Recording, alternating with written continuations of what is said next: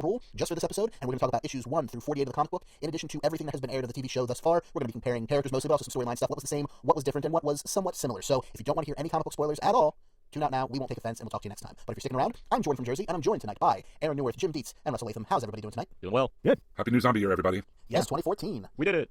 Well, It was we done. survived, I guess. Take that, T-Dog. I don't know. There we go.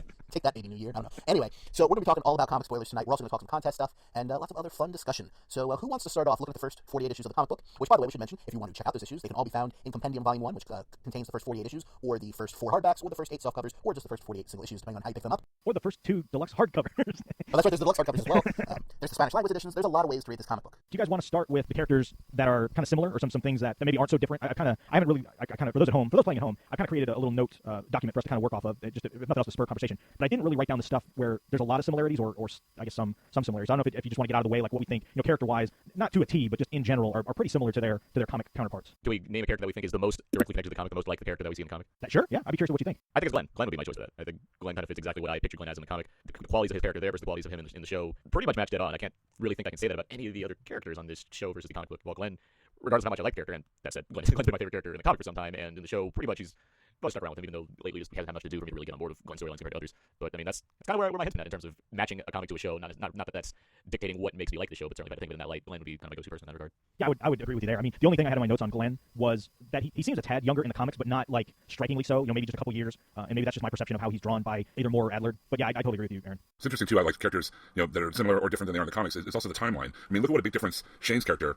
who is fairly close to the comic character. I mean, having him survive on as long as he did in the series, how big of a difference that made to the story. Just having the one character still around and still alive. I mean, he was fairly quickly dispatched in the comics, but in the show he was a major presence for a while. That's interesting, yeah, and I pointed out often how I think having Shane survive basically is the equivalent of Biff stealing the almanac and making alternate history. It seems like that's kind of the reason the show can function on a different level than the comic, because there's this weird alternate timeline going on of having Shane still around, which just messed up everything in terms of different characters, has certain relations with who's acting certain ways because of what. Like, I feel like Shane is kind of a big cause of that. Not that that's the exact reason why that's happened, but yeah, I was a big fan of Shane. I think people know that for sure. I was a big fan of John Bernthal's performance on the show, and I did like how his character certainly got a chance to expand far beyond whatever the comics go, because he did die so quickly. So it was interesting to see how he played out, giving him more of a fleshed out role in the TV version of the Walking Dead universe. You got more of a sense that Shane and Rick were truly friends before all this craziness happened, and then that got to develop on screen for a while, regardless of what happened between him and Laurie. But in the comic, you never really got that sense. And again, I think it's just because by issue 6, he's gone. So that accelerated time frame really, I think that's again, I think I'm preaching to the choir, but I think that was one of the big pluses for the TV series was deciding to go that route. I think Kirkman certainly enjoyed that too, since he said that he kind of seeing how the show made it work out, he kind of regretted having taken Shane out so early in the comic. Yeah, he probably too didn't think that almost 120 issues later that it'd still be going. So I think a lot of those hasty decisions were this thing may not last. Yeah, sure. Plus, it's pretty rare like an author gets a second chance to revise some ideas and maybe expand, change, kind of shuffle ideas around. And it's almost like Kirkman going back and revising what he'd done before in some ways. Like you say, like leaving Shane alive. And then you see some characters that are so different from the way they were portrayed in the comic, like Herschel, for instance. Or think about the difference between Tyrese in the comic and Tyrese in the show. The distance between what those characters are and what they mean to the storyline and whatnot. I always joke that the TV show is like the Earth 2 version of The Walking Dead, for comic reference. But it's kind of become its own animal, just not only because like you say the characters are the same, but very much because the characters are different. I mean, Herschel was not. I mean, other than when they were on the farm, Herschel was not a player in the Walking Dead story for very long. And in this, he was a major force for this entire time he was on the screen. And there are subtle differences here and there, but I think the fundamental difference is the changes in some of those characters. It's almost like Robert Kirkman's having a second chance to come back and take another bite of the fruit, and it's a rare thing that an artist gets to do that in a medium. So it's almost like a revision of what he gave before. Another couple characters I think that for the most part are very similar to their TV show counterparts, and again I think a lot of it was just they weren't there very long, but like Jim and Amy were both dispatched pretty early in the comic and the show, and in very similar fashion. I mean, those two characters exited almost identically to the way they did between the comic and the show, and you got a real sense, especially Jim. I mean, the actor they had playing him looked pretty much like he was pulled straight out of the comic. The way he died, pretty much the way he died was very similar. Not exactly the same, but the gist of it was pretty close. Well, yeah, I mean, even the blocking in that scene was visually suggestive of the blocking in the original comic art, where he was sitting there by the side of the road on that little embankment or whatever. And that's another thing that's kind of weird that's popped up a few times that I've noticed in the series, is that visually we get some of the things that are, especially in the finale of the second half of the season that just ended, where the governor comes to attack the prison. I mean, there were some shots there that were almost like directly out of the comic, but got into it in a totally different way with a totally different governor, and totally different motives for what was going on, and totally and dealing with the aftermath of something totally different that had happened. But yet the visual motif that we'd already seen in the comic, I thought that was really cool. Yeah, in that regard, it's always neat to see the show acknowledge the fact that it does come from a previously established piece of source material, so you get a chance to kind of delve into that when you have visual clue, like he was like having obviously like the governor's tank and cars kind of standing off against the prison, things like that, and it's neat when the show acknowledges that. Yeah, it's kind of a cool visual nod to the longtime fans. Yeah, well, without being completely winking at it. Right. I would say Rick is not a huge departure from the comic book Rick in certain sense, meaning like his arc as a character is very similar to the arc that, I mean, obviously other than his right arm being chopped off right below the elbow by the governor's men, that he kind of follows a similar arc that he has in the comics. So While specific sequences and stuff are different, and the kind of his wavering between being a leader and not a leader. I mean, those are things that may not necessarily have happened in the first 48 per se, but it's kind of a theme in the book as a whole. Like he goes back and forth between retreating back and then being prominent in that leadership role. I guess I agree with you because I do think those things are. I mean, I agree with you, but for some reason, I like the comic version of Rick so much more than I like Rick in the show. Yeah. With that said, Andrew Lincoln's certainly done a very good job, especially in this season. I think he's really kind of stepped it up in certain episodes. That second episode in particular, where he's cutting the pigs and everything. There's a lot of very good things that Andrew Lincoln's brought to the character of Rick, but for me, I mean, it might just come down to reading the book first or having a certain kind of putting my own kind of envisionment of what Rick would be like if he was a live action person versus what the show's delivering on. Like I always enjoy the comic character of Rick, and he's always been in the comic he's been a favorite character of mine. I mean, and that's saying something because I feel like the lead of this kind of thing, who's a certain type, can get stale. So it's nice to have various side characters, and I think that's been much more the case on the show, where I like the people I like are mostly the Daryl and Herschel, R.I.P., and others that are less the focus as opposed to Rick. So I don't know, because I agree with you in terms of the comic versus the TV show. Rick's fine, he matches that type, but I respond better to the comic version of him than the TV version. I think one of the smartest things I heard along the lines of what you're talking about, something that Brad Milo said after we had seen the episode of Nebraska, where Rick shoots the guys in the bar. He says, welcome, Mr. Rick Grimes, to the show. It's nice to see you. It seems like there are some things that he does that are very quote unquote Rick things to do that would fit very well with the comic book character, and then there's some things that just don't seem like very Rick-like at all, if I'm making any sense. Rick-esque, I guess. But I totally get what you're saying here. I really appreciate the character of Rick more in the comic than I do on the show. Not to take anything away from Andrew Lincoln. I think his performance is stellar, and he's part of a really great cast on the show. But given my druthers, between the two characters, I lean a little toward the comic book Rick. So I totally get what you're saying. I think I'm in the opposite camp. I think I prefer TV Rick over comic book Rick, and I like comic book Rick a lot. But I really think the way that Andrew Lincoln is able to get different and better emotion out of that character, at least for me, I prefer Andrew Lincoln Rick as opposed to pure Kirkman Rick, I guess is the best way to put that. I think I agree with you, Russ. I find the comic Rick a bit monologue-y and yelly, I guess, for lack of a that's exactly what I was term. He talks constantly, and granted, that's true of a lot of the characters in the Walking Dead comic. They really like to monologue, but he's also just seems more prone to outbursts, I guess. And I appreciate that the TV show Rick does not, because that would get stale for me pretty quickly of just him constantly being mad and yelling at people. But I don't know, I really like Andrew Lincoln's performance. Rick, like you guys said, particularly this season, and I'm interested to see where they go after the cliffhanger here at the mid-season finale, just because we've kind of already gotten the whole Ghost Laurie thing out of the way, and to see how he deals with a second separate tragedy of the death of Judith, or the presumed death on his part anyway, should be interesting, because in the comics, I mean, we won't get into that because it happens after issue 48, but in issue 48, Laurie and Judith die at the same time, right in front of, or I guess technically behind, Rick and Carl. So to see how this is going to play out differently should be really interesting. Yeah, for sure. I agree. And I've said this many times too at this point, that I am very excited to see where this plays out, because it's some of my favorite stuff involving Carl is in that that section that's right past the end of the prison plotline. So given how Carl was different on this show versus the book, I'm curious to see how they handle that. And we've had, based on the teasers we've seen and commercials to AMC, they've teased that it at least is heading down a similar direction. So I'm very curious to see how that plays out on the show. So should we move to Carl, since we kind of hinted at him? We talked about Rick. Yeah. So my notes, one of the note I have on Carl is, in the book they specifically mention that he's 7 years old, and that's early on in the book that he's 7.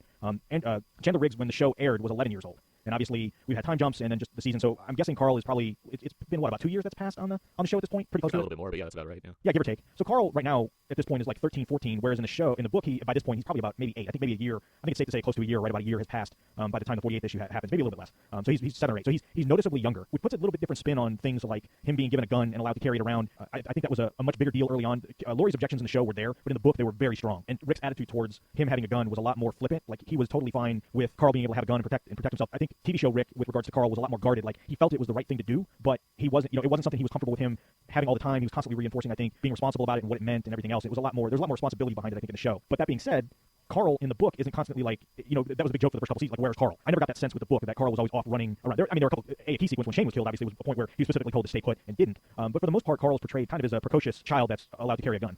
In terms of matching him versus comic versus TV show, obviously a lot of it comes down to logistics. It's a lot easier for Robert Kirkman and company to write and draw a character that's the age that he is and make him age whenever they want him to age. And show you don't have that convenience, so you have to acknowledge the fact that this is a child that's going to grow, or else we're going to get into a Walt situation and lost. And like, oh no, what do we do? And you don't want to start too young because exactly, of labor laws and just the difficulties. Or you get into what was the character in Family Ties, the kid that they aged over a season like 5 years, or what was they did that in Fresh Prince too with little yeah. Mickey. It's a classic thing they did in soap operas going back to the 60s, where they'd have a baby and they'd go away from the summer and then come back and they'd be like a teenager. Puberty's a bitch. What can I say? They grow up so fast. Yeah. But I mean, with all that, with that side of it out of the way, in terms of matching the character, yeah, and it comes from the character being older than he was in the book version. But I agree that there's a lot more of Carl related what's going on with him plots on the show versus the comic. Whereas the comic, he does feel more like a person that's on. Rick has him on his side, or he's on Laurie's side, or he's around all the time. He's not a person that you're not really focused on what's Carl up to. You're just more of like, all right, he's around, he's probably under control or whatever. In the show, a lot of emphasis, either intentional or unintentional, become placed on the fact that Carl seems to misbehave and take off and do whatever he wants and becomes a little bit of a sociopath, and it's certainly going down a route. And I think a lot of that comes from just the fact that the comic book, for a large portion of it anyway, has a much larger cast than the TV show, because you don't have to pay actors and all that kind of stuff. So when you have 50 people hanging around and you can name all of them, one kid becomes a lot less important than when you have 10 people staying at a farmhouse or wherever. I mean, just look at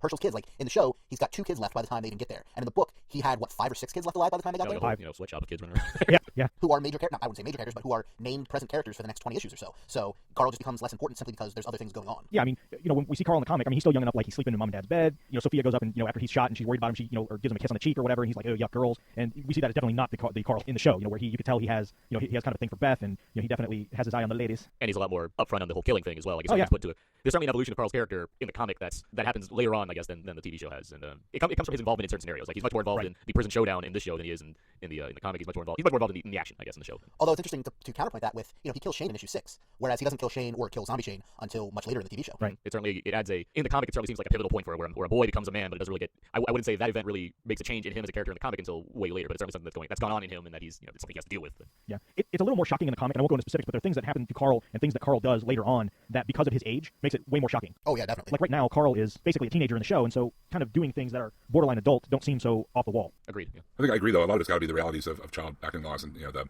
labor laws and whatnot. It's got to be. Yeah. And it's just if people are annoyed with a 13-year-old Carl, they probably really annoyed with a 9-year-old Carl too. Yeah, I was going to say more or less the same thing. I'd much rather watch a show with 14-year-old Carl than with 7-year-old Carl. Yeah, trying to steal toys. I don't know. It's way more interesting when your characters are actual people and not just children.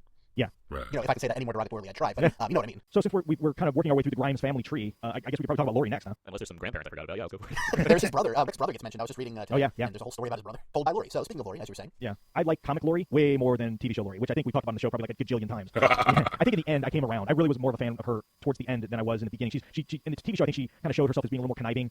In the comic book, she's a little vanilla for the most part. Like she's a cipher more than anything else. She's just not that much of a character. Yeah. I mean, she's kind of there. I mean, she's there to kind of be a worrywart and kind of be kind of tell that side of the story, of those kind of staying behind on the camp and things like that. But I don't see, like, from an overall character arc standpoint, there's nothing that jumps out at me that says this Laurie is so much different than TV show Laurie. The personalities, I think, are a little different, quite different from time to time. But as far as the character and the arc that she goes through, I don't find that different. And it comes down to Shane not being a part of it. Shane obviously made a big impact on basically being around longer on the TV show, so there's a lot more drama to mine Sure. from that, which is why he was obviously kept on the show, because it makes the other characters more interesting as well, by having him have had this relationship with Laurie while Rick was gone, and then Rick coming back into the equation and making this kind of weird situation for Laurie, who, of course, becomes pregnant as well, but also just has to deal with the fact that there's this other guy that she was with, and presumably he was in love with her. I mean, it added another layer to various characters because of that plotline, and you just didn't have that in the comics. You just had what Russ describes, kind of the warrior, the one that kind of says things and to be safe and all that. Yeah, I mean, parts of it, like when Rick goes back out after not being back at the, after finding them, and then he decides to go back out again. When him and Glenn decide to go back out to go to the gun store, get ammo. Her reaction in the comic is very much the same. Her reaction in the show, like those scenes almost seem directly ripped from the book. And certainly the levels of hate the character gets in both the TV show and the comic are comparable. And I wouldn't say I fully agree with either of them, but they're definitely strong. And a lot of that, I mean, for the TV show, the comic, I never really minded Laurie. Like, I never really had much. I never had animosity towards the character. She just kind of fit into a mold of characters I care about less than others because she's not that interesting. But in the show, she flipped over a car. There's just these awkward things they put her in. There's that whole like Lady Macbeth sequence of her like convincing Rick to go after Shane, which is fine. But then 2 episodes later, when Rick goes through with the deed and Laurie's suddenly all shocked about this, there was a lot of inconsistency with the character that got me on her nerves. That's what came down to it. And then season 3 was fine just because it seemed like the writers, knowing that she was going to die, really wanted to just put enough work into making her kind of have a meta acknowledgement of the fact that not everybody likes me. I know, but I'm gonna go out with somewhat of a bang at least. Yeah. I don't know. It seemed to me that Laurie was more supportive of Rick in the comic than she was in the show. It seemed like she was almost sometimes like antagonistic of Rick.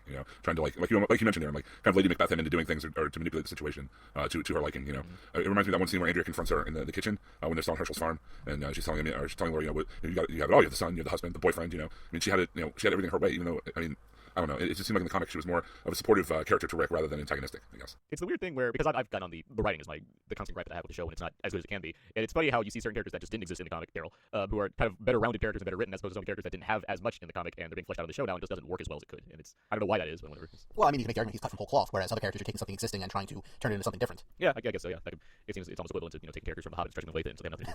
But at the same time, you have characters like Herschel, who let's talk Dale and Herschel. They took a lot of the things from the Dale we like and added them to Herschel once Dale was out of the picture, and ended up with a really cool character. But both Dale and Herschel are very different than the way they are in the comics. One for the better and one for the worse. And I would almost argue that the consigliere side of Herschel, like that side of Herschel that Rick could talk to and confide in and look for counsel from, was actually kind of filled by Tyrese in the comic. Because Tyrese came a lot earlier in the comic than he did in the show. Yeah. And he was more of a sounding board and equal to Rick in the comic for a long time. And then Herschel kind of took that role later on as the show went on. I'd argue that for Dale, So, I mean, Dale too, though. I think Dale was he was much different in the comic as well versus the TV show. And okay, here's another question just to back up a bit. But and I maybe forget if there was an actual answer to this. But was Dale the actor? What's the actor's name? I'm sorry. Jeffrey DeMunn. Jeffrey DeMunn. Thank you. Like William, no Jeffrey. Did that come down to him not being happy with the fact that Darabont was being forced out? Was that what? Do we know that that's what led to his? I think there was rumors, but nothing ever confirmed. But I think it turned out to be Bernthal, wasn't it though? Because I thought, and I could be making this up, but I thought the deal was that whoever it was that was really upset, they decided to kill off and was going to be involved with something he was doing down the line. That might be true, but I feel like Shane was going to die no matter what. Like I saw, Shane was not going to leave season 2 alive. Dale was one that necessarily could have been handled differently, because I think as soon as Dale left, suddenly Herschel became a better character. Yeah. No, it definitely makes more sense if it was Jeff DeMunn as opposed to Bernthal. That's for sure. And DeMunn has a lot of history, Daryl, too, and he's done a lot of movies with him. So it seems like the show was very malleable with those two characters. If DeMunn stayed on, he could have been the Herschel character, and like obviously, what's his name? Scott Wilson. I mean, he wasn't like a featured player on the show until this season. Like he was still like a character. Like they could have. Again, this is me just speculating, but I mean, there could have been a lot of reshaping of characters based on what actors were going to be around versus what they originally planned. And that's something you have to do in television. Exactly, yeah. And sometimes it turns out awesome, like Ben Linus in Lost, or like Herschel here. Yeah. Because Herschel in the comics was a character I really did not like at all. Mm-hmm. And Herschel in the show, at least the way that he went out, and this season, I love that character. But I didn't like him when he was closer to the comic counterpart in season 2. Where he's vaguely racist and just mean all the time. Yeah, just a vaguely And stubborn. racist, stubborn religious person. That's And I could almost say like the opposite of Dale. Like the more Dale was like Dale in the comic, I liked him. But the less more he was like a nosy old lady or whatever. I just when his senility started to turn in. Yeah, he was much less. Yeah. Like He needed to use less duct tape on the RV and start fixing up his mind. a little bit. So do we want to? Do you guys want to talk about the Green Clan? Yeah, Sure. We talked about Herschel enough, right? So. Yeah, for the most part. I mean, the note I have on Herschel, and we'll talk about his family. So when everybody shows up at the farm, which pretty much mirrors the reason they get to the farm, pretty much is the same in the comic as it is in the book. Carl is shot. Was it Otis in the comic in the show that shot Carl? in the show, yes. It was Yes, yes. So Otis shoots him. They take Carl back to the farm. Herschel treats him, and we find out that Herschel has an older daughter, older than Maggie, called Lacey. He has a son named Arnold, who's a pretty big dude. We find out that another son, Sean, is already dead and in the barn, which that's another big departure. Is Herschel makes no bones about the fact that there are zombies in the barn. Like, we're keeping them there until we figure out how to cure them, or until the government figures out how to cure them, or whatever. So his reasoning behind it is still the same. Like, he doesn't see them as dead people, but it's not this big secret that it is in the show. So we have, of course, Maggie, and then we have Billy, another one of his sons, younger, and then Rachel and Susie, which they're twins, correct? I believe so. Yes, they're very similar in age. Or they're Yeah, like a year apart. They're little young girls. I think. Yeah, they're like maybe 5 or 6, I would say. Maybe, Yeah, maybe Sounds 7. about right. And so they're still alive. So when they do have the big confrontation in the barn, which they end up trying to take one of the dead, and Herschel is trying to lead him into the barn, and then chaos ensues, and Lacey and Arnold both die in that big scuffle. And then as far as the other kids go, Susie and Beth, or I'm sorry, there is no Beth. So that's one of the big things. Beth is the other daughter on Herschel's farm, one of Herschel's daughters. She's still a big And part probably of it. just chosen as a name because it doesn't end in IE or Y, so it wouldn't get confusing. Yeah, so probably you got Lacey, Maggie, Billy, Susie. Right. So Beth is kind of been a replacement. Rachel and Susie die a pretty horrendous death, and this is another one of those kind of early, really, really shocking moments for the book. This may have been the first like big, really shocking moment as far as what this book was willing to do, because I don't think they really portrayed child death at that point like this. And this gets a little bit into the prison, which I think we'll get back to these characters later. But when the folks arrive at the prison after leaving the farm, and actually Herschel stays behind, and Glenn and Maggie stay behind at first on the farm, and the rest of the crew go to the prison. They find the 4 prisoners in the cell block, just kind of like similar to how they do in the show. And one of them, Thomas, which I think it was Tomas in the show, correct? Correct. Yeah. The guy who got machete to the center of his Right. head. So that character's kind of flipped out with another one called Thomas. He's kind of like a middle-aged, balding white man who is pretty much a homicidal maniac and portrays himself as just like a white-collar criminal or whatever. Turns out he is a homicidal maniac, and the way they find out is they find the decapitated heads of Rachel and Susie, and they assume it's Dexter because he was in there for murder, and they just assume that it was him that did it. And they've seen the TV show. Wow, that just fell flat. Anyway. I was trying to make a really good black joke, but I couldn't think Wait, of a black joke? Wait, fill me in. Why would a black joke be appropriate? Or not appropriate, but fit? Because Dexter's black. Oh, that's right. Okay. I'm thinking of the TV show Dexter, and I'm like, Oh, okay. everyone involved in this situation is white. I'm not following. I'd like to think the listeners know that I'm black. I'm just saying. Just to make that clear. Welcome to the Walking Dead Racist Podcast. I'm your host. So and they're killed pretty gruesomely. So they're both decapitated, but then we find out too that their heads are still moving. I think it's Rick that has to go in there and shoot both of them in the head. And I think that's the first time we had seen live decapitated heads in the book. That Yeah. sounds really familiar, actually. Yeah, it was really disturbing. I mean, I remember that. And And remind me, was Thomas supposed to be a pedophile or just a murderer? I think just a murder. I think we topped out with that one. yeah. It was bad enough I did doing that all the stuff. Oh, I agree, but- Yeah. No, I know what you're saying. Yeah, but I think it was just pretty much just, hey, I'm crazy, I kill people. Yeah, and then Billy dies when the governor assaults the prison. He's one of the casualties that gets shot along with Herschel. Herschel's shot at the prison. He doesn't die the same way in the comics. But he does die in more or less the same time frame. Correct. And there's another character that kind of takes that place that we'll get to in a bit. So Maggie, in the comics, Maggie is pretty much the only Green that's left alive at the end of issue 48. And we should say too that she's actually married to Glenn. That Herschel actually formally marries the two of them. Correct, yes, yeah. And it's funny because Glenn also does this trick where he pulls a ring off a dead body and uses that to propose to Maggie, or what they used to get married. And that was like a nice segment of the comic. There was like, Yeah. something nice finally happened. Like, Yeah. It's depressing a lot. Remind me, do they not consider themselves married in the show? No, they don't. No. Okay, I guess I just remember like him getting Herschel's blessing or whatever. Yeah. But I guess it was just a general blessing and not a marriage-specific blessing. We give him that watch, remember? Yeah. Right, that's what I'm thinking of. It Yeah. was more just an approval of the fact that this relationship exists. It's the writers have decided my character is no longer racist. Here's a watch. Yeah. And they both shave their heads. That was the other thing, which obviously works better in the comic than it does on TV, especially for Maggie. Yeah. I don't know, she could be like a Karen Gillan, and she could turn out to be really attractive bald. There's also a way to not find out. Yeah, she wasn't completely bald. She cut her hair like ridiculous, almost like Carol level short. Yeah. Like season 1 Carol short. And Glenn went for the full like bald Mr. Clean look. You got the piercing and everything. It was crazy. Yeah. So that was kind of a big difference. So really a bummer for the Greens. Like nobody's left but Maggie at the end of issue 48, and the rest of them all pretty. It's kind of funny if you think about it. It's like Rick and his group brought nothing but death and destruction to that whole family. Like them showing up at the farm and all the nonsense there caused the 2 older children to die, and then their decision to come to the prison caused the other children and Herschel to die. And even Billy kind of got into it with Herschel at one point over the fact that like this is your fault. Like if you wouldn't have brought us here to Herschel, like if you wouldn't have brought us here to the prison, Rachel and Susie would still be alive, and it just like he kind of ripped into him about it. And it really made me think for the first time, it's like wow, it's right that the whole family is wiped out over Rick and his crew, trying to make things better, which they ended up just like devastating this entire family. It also comes with a level of stubbornness. I mean, it's not like there were decisions made that led to people dying. It wasn't just Rick showing up and that led to death. Like there was Right. Herschel being there's Herschel being stubborn about like the bar of zombies, for instance, which probably inevitably led to deaths of their family anyway. And Herschel and Rick not like getting along at all really before they eventually get into prison. Like there are a lot of things that make it more than just like Rick showed up and it was a curse upon the family. But I know you guys say that, but I mean, it's a matter of circumstance, not just the fact that this happened. So that's the We Greens. can talk about Maggie. Yeah, I mean, I guess Maggie's another one of those characters that for the most part, other than being more sexually aggressive in the comic, is not. Which we could argue she was kind of that way in the show, but in the book I think even more so. But she's not. I don't see her as being too far off from her show counterpart, from her comic counterpart. In the book, she crushed 2 eggs on Glenn's head in his hat.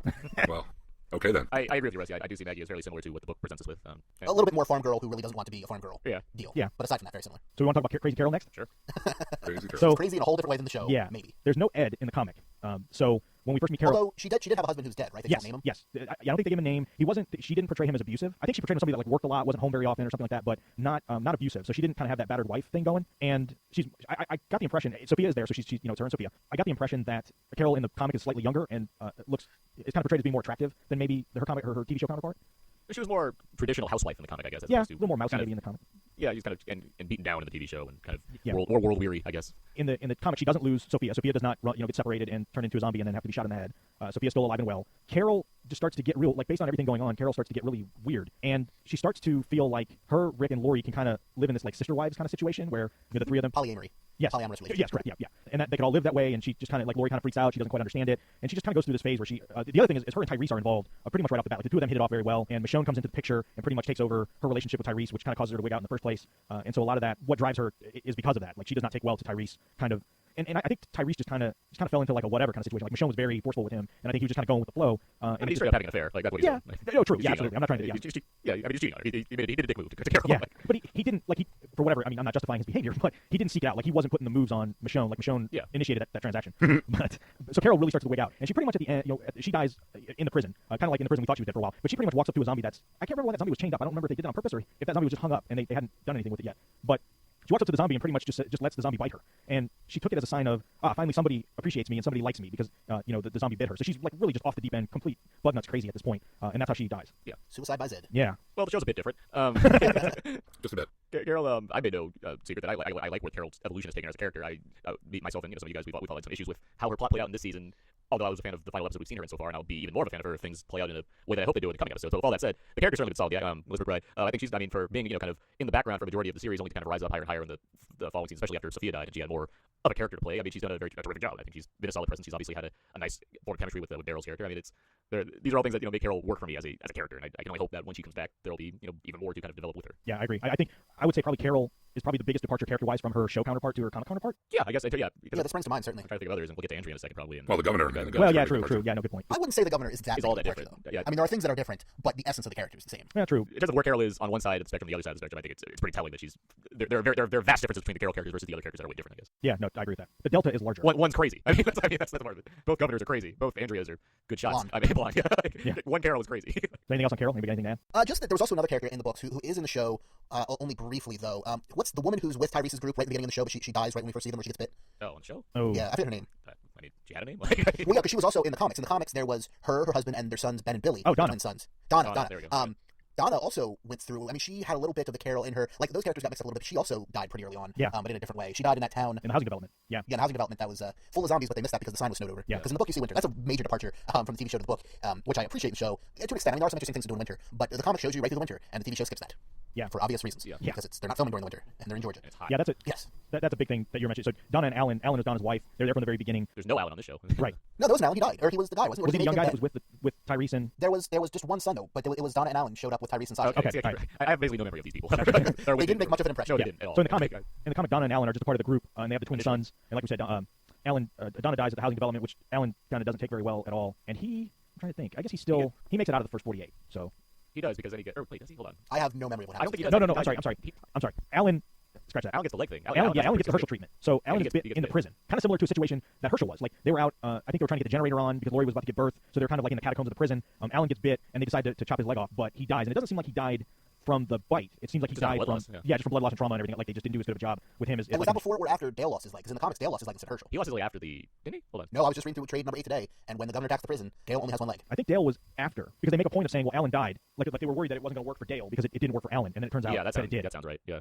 Was Herschel with them the first time when it happened to Alan? Because I know Herschel he grabs what's his name, Axel's beard, right? He chops some of the beard off and so he can cover up the wound and. Which is gross. But it was a really cool thing in the comic. He's like, yeah, come here. He grabs him, he cuts off a piece of his beard with his knife and shoves it on his leg. It's like, Because we should say Axel in the show, he's the guy with the mustache and an awesome character. In the show, he's this big biker dude with a Santa beard. In the comic, That put most, in the comic, he's got a beard that would put most mall Santa's beards to shame. And it's just awesome. So yeah, he chops off some of that and uses it as a. And both those guys would which kind is of fit as bikers. Like I think that's kind of how they portray Axel as kind of like kind of like a biker. Not kind of like a big biker guy, but just like a guy that would be a biker. Well, he was pretty big. I mean, heavy set. Yeah. Covered in tattoos and stuff. The Axel from the comic. In the comic. Yes, yeah. But I mean the Axel from the show. He was a little. Oh no, he was much more younger, more wiry. He was a roadie for Foreigner and Foghat. Foghat. Foghat, yeah. Slow Ride was about him. God, I hope not. So again, at the end of it, so Alan's dead, Donna's dead, and their two twin boys are left behind. So we kind of got like 4 small children at this point. We got the twins, we got Sophia, and we got Carl that are all kind of running around, which is a pretty big departure from the show up until the prison. Like once the Woodbury people come in, then obviously we see that there are more children running around in that part of it.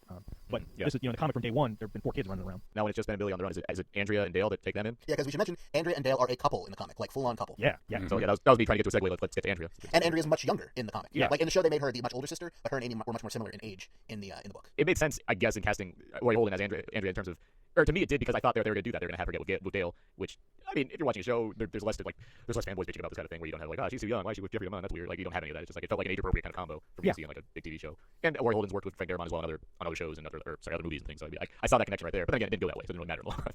Yeah, it was like a big deal in the book. I mean, early on, it was very much like the comic where Andrea and Amy were with Dale in the RV, and Dale was very much like, no, I'm an old man, things don't work the way they used to kind of thing. There's nothing going on with those girls. And then once Amy was kind of out of the picture, Dale was there for Andrea, and then she started to get feelings for her. And it's kind of funny, that one scene where I think it's Donna that walks in on him. Like, I think it's when they're in the subdivision, because it's before Donna is killed. But they basically find a room and start kind of getting it on, and she kind of walks in on him and then quickly leaves. But from that point forward, Laurie and Dale are an item. Andrea and Dale. Andrea and Dale. I'm sorry, I keep thinking Laurie It's Laurie Holden. But just to be clear, there's not that affair going on as well. Correct. Andrea takes to the gun a lot quicker and a lot more efficiently, especially the rifle in the comic than in the show. Like at first, she kind of has to be taught how to shoot. I think she picks it up quickly, like all characters in that show seem to do. They seem to be able to hit the forehead of anything from 100 yards away. But when it matters, of course, yeah. Yeah. In the book, she takes to it like she's kind of seen as a natural. Yeah, and okay, so as far as the rest of Andrea, besides her prowess with the gun, which fluctuates, I guess, on the show versus the comic, the character in general, we've expressed I've expressed my issues with Andrea on the show, where I think it just comes down to similar other problems with other characters, where she just felt inconsistent to me. That was always the biggest problem with her. Yeah, I agree. Not for lack of trying on Roy Holden's part. I think she did what she could, and the same goes for a majority of the other actors that I've had issues with as far as characters go. But Andrea always, it always felt inconsistent. Even at the end of the day, when when Andrea's dying and she kind of basically spells out everything she was trying to do, I never really felt for her. I never really felt for her objectives of why she wanted to do so much to have everyone get along and all that. Like it never rang true to me. It just came down to how that character was written, how she was going back and forth, how she was interacting with the other characters, like Michonne and Governor. None of it ever added up for me in a way that felt more effective than it could have been. Yeah, I like comic Laurie way more than TV show Laurie. Andrea, damn it, I gotta stop saying that. It shouldn't be too much of a problem going forward, since both characters are dead. How about Michonne? We can get to Michonne. Yeah, Michonne in the comic definitely kind of comes in and makes a splash on the scene. She's a lot more vocal. She's a lot more forceful, obviously, because Tyrese is there already. And so the two of them kind of hit it off.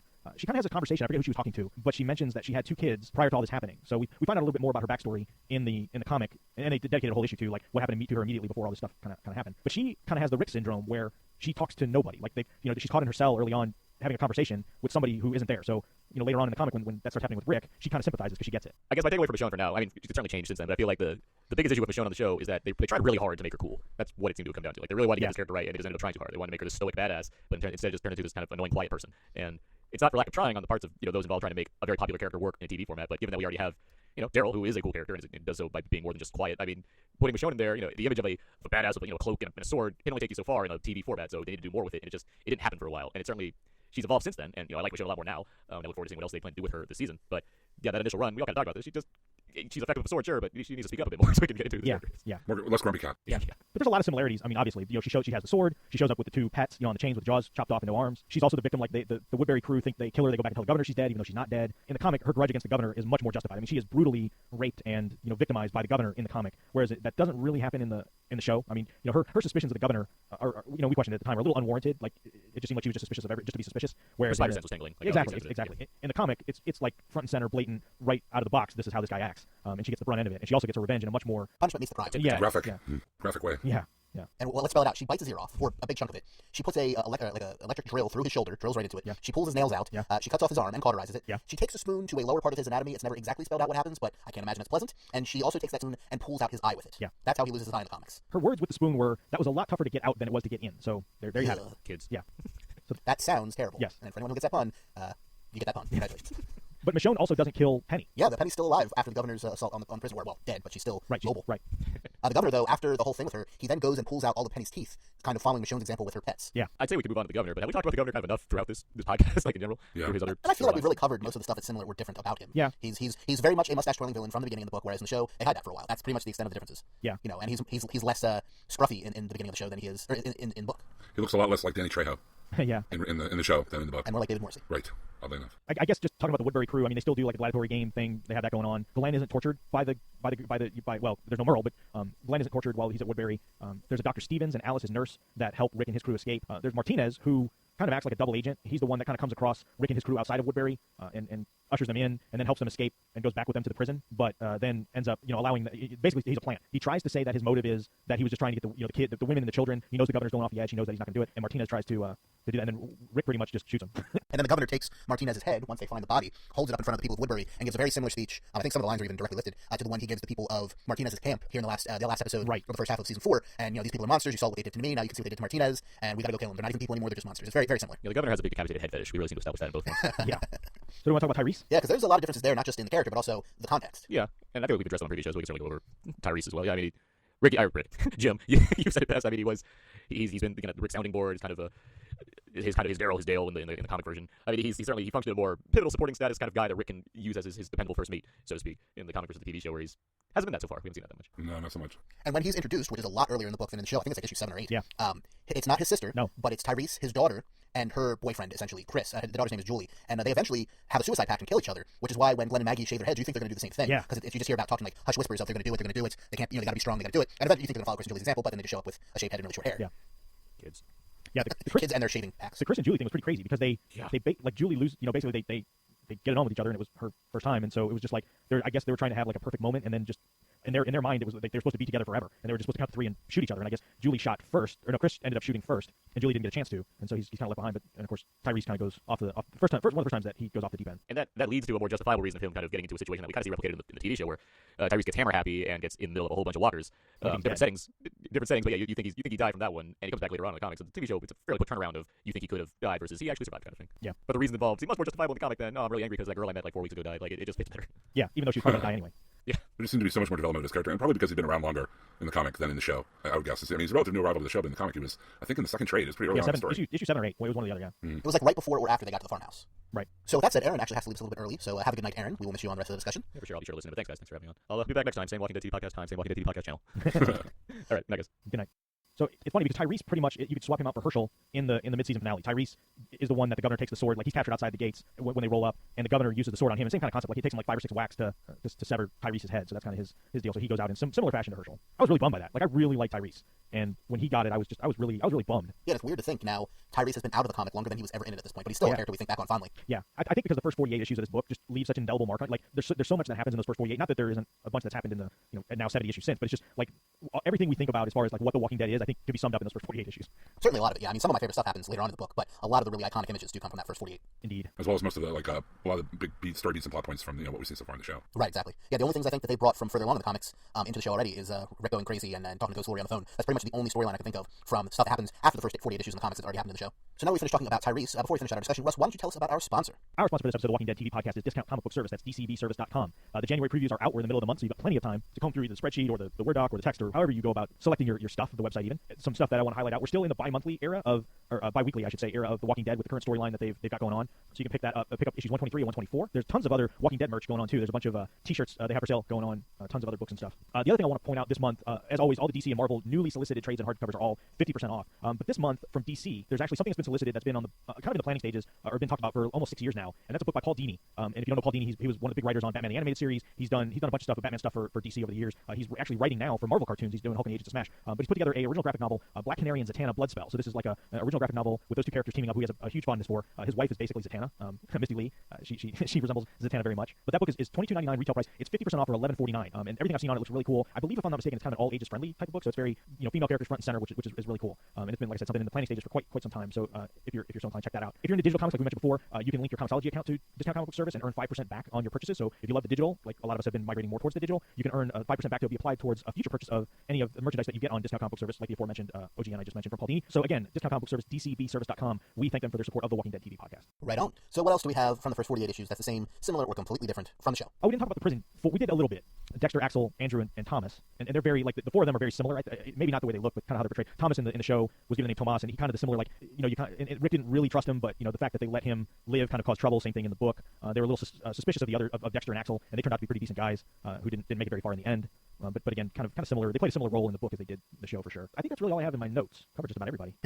So should we talk contest then? Yeah. Let's talk contest. Because boy, howdy, boys and girls, we have got a doozy of a contest, or at least some doozies of prizes for you. Yeah, so we were lucky enough to get a really cool prize pack for the Walking Dead TV podcast. The prize pack will include all 4 hardcover editions of the Rise/Fall of the Governor books, which is pretty awesome. So it's The Walking Dead: The Rise of the Governor, The Walking Dead: The Road to Woodbury, The Walking Dead: The Fall of the Governor Part 1, and The Walking Dead: The Fall of the Governor Part 2. Now what's interesting is The Fall of the Governor Part 2 doesn't officially release until March 4th, 2014, so we've got some cool advance copies, which when I announce the contest, the winner of the contest will be announced on the first show we do after the mid-season premiere. So conceivably it should be the week of February the 9th, which we win. So you got time to kind of put your thinking caps on. We'll also announce the show, this contest in the next show we do at the end of January, so in case folks didn't listen to this one because of all the spoilers, understandable, they'll still have another opportunity. I don't think for this contest we're going to really promote this on the Facebook page and the Twitter, other than to say there is a contest, please listen. So that'll help your chances for folks that just kind of point them to the show, I guess I should say. But the contest will be, and I kind of hinted at this on Facebook actually, a big part of the season has been the concept of the 3 questions, like the 3 questions that are asked of anybody potentially coming into the group and how they respond. And it's not really the answer they give so much as how they give it or how they say. So what are your 3 questions that you would ask if you were in charge of the prison group or this group in general to bring people in? The trick is you can't match the questions from the show, so we want 3 original questions. So you want to email those answers to us at comments@walkingdeadtv.com. Don't post them on Facebook or Twitter or anything like that. We want each answer to be unique. We will pick a winner from random. So of all the entries that we get in, we'll pick one at random. That individual will win, like I said, one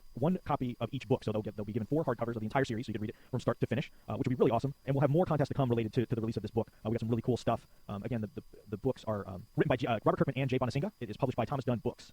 And we want to thank them for their support and helping out with this contest, the publicity folks at St. Martin's Press. So that was awesome. So again, tell us what your 3 questions are for the group if you were leading it, and email those to comments@walkingdeadtv.com, and we will pick a winner at random. It'll be fun because I think regardless of who actually wins, I'm pretty sure we'll read, if not all of them, then definitely most of the entries we get on the show, at that time. So that'll be kind of fun to see what people are thinking out there. And you're not allowed to use the 3 questions from Monty Python and the Holy Grail either. Yeah, they must be original. And send me these questions 3. So with the contest out of the way, and definitely please enter because those are some awesome prizes, I think that's it for this week's episode. So until next time, you can send us a voicemail, 972-798-3830. That's 972-798-3830. Just let us know it's for the Walking Dead TV podcast. Or you can send us an email, comments@walkingdeadtv.com. Don't forget to check out HHWLOD.com for all of our great shows like Half Hour Wasted, The Long Box of Doom, The Black Box, Out Now, Jersey Shore, The Ichabod Cranecast, and we've got some very awesome brand new shows. We've got Shaken Not Stirred, which is a James Bond retrospective podcast, and we have the Action Lab podcast, all about Action Lab comics, hosted by our very own Jim Dietz. Hello. And you can find all those shows at HHWLOD.com, subscribe to them on iTunes or your podcatcher of choice. And of course, you can follow us on Twitter at WDTV Podcast and at HHWLOD_network. And so until there's no more room left in hell and the dead walk the earth, remember, I can't wait till the next half of the season starts up. Have a good week, everybody. Hold on. Brains. of change, they blow in my direction. You don't see that it's time. Go on, cry, don't say words of inspiration. We know that it's time to walk on by. Would you rather be a fish? Oh no, it's the Hudson Hawk podcast. Hudson Hawk podcast. Hudson Hawkcast now in its 27th year. Oh, see, now I go when I hear that song, is it Betty Boop? I don't know, Jordan. We're not all as old as you, so I can't go back. Betty Boop is even before my time. No, Little Lulu. It's a Lulu. I see there's been a modification to the Google Share Drive page on the Walking Dead notes here. There's a lot of what? Oh, it just says Dicks, and at the top is Walking Dead thing. Someone wrote that apparently. Oh, I don't see that. Oh, there it is. Yes. Yeah, there it is. It's highlighted. It is highlighted. And then when they got called on it, they were acting like dicks. They were just being like abusive and abrasive and exactly like that, except one more dick. So Never get enough. Heyo. Ain't that the truth? We should probably mention, I think, wasn't this Renee Alvarado's idea? Did Yes. you bring this up in the Facebook group? We should probably You shout are. it out. Yes, Let's just sir. say we came up with this completely on our own. We totally stole his idea.